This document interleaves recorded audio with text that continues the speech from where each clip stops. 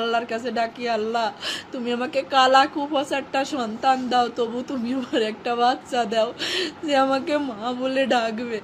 লিফটে ঢুকবে তখনও ঘুরে ফিরে আমার দিকে 2-3 বার তাকাচ্ছিল। আমার ওই তাকানো এখনো চোখে ভাসতেছে। অনেক আল্লাহর কাছ থেকে চেয়ে না সন্তান আমার যখন বিয়ে হয় আমার ছেলে মেয়ে হতো না। 8-10 বছর ধরে ছেলে মেয়ে হয়নি।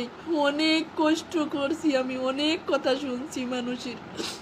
মানুষ যা খাতি আমাকে বলছে আমি তাই খাইছি, তারপরেও কোনো সময় আমার ছেলে মেয়ে হয়নি। এক সময় আমি নামাজ রোজা কোরআন শরীফ এইগুলো করতে শুরু করি আর আল্লাহর কাছে ডাকি, আল্লাহ তুমি আমাকে কালা কুফাসারটা সন্তান দাও, তবু তুমি আমার একটা বাচ্চা দাও যে আমাকে মা বলে ডাকবে।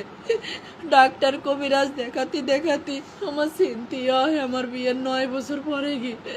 সিনথিয়ার যখন 4 বছর বয়স আমার আবারও ভাবু হয় না, আমি আবার চেষ্টা করি।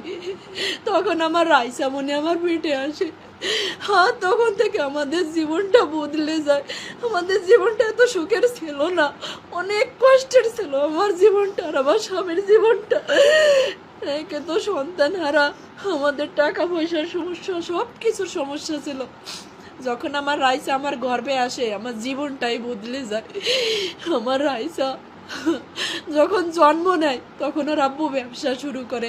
আজ ওর বাবা ব্যবসায়ী, প্রতিষ্ঠিত ব্যবসায়ী, কিন্তু আমার বাকি নাই। আমার লক্ষ্মী মেয়ে বুড়োই গেছে। আমার লক্ষ্মী রে তো আমি বলবো না, আমার ওইটুকু লক্ষ্মী। 8 বছর বয়স শেষ হয়ে 9 বছর চলতেছে। 9 পারা কোরআন শরীফ পড়েছে আমার রাইসামণি।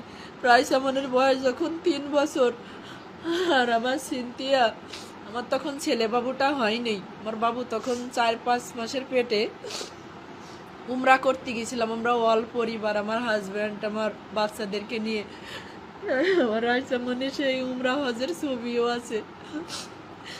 আমার রাইসামণিরে হজ করায় নিয়ে আসছি। আমি আল্লাহর উপরে বলছিলাম, যখন ওরে পাওয়া যায়নি আমি বলছিলাম, আল্লাহ আমার সন্তান খুঁত হয়ে থাকুক, তবু তুমি আমার কাছে জীবিত ফিরেই দাও।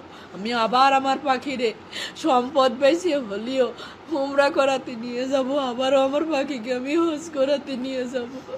কিন্তু আমার পাখি আর ফিরে আসেনি।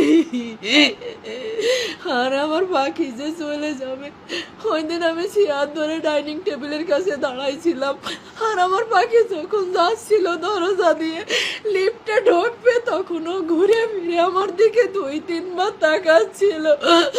আমার ওই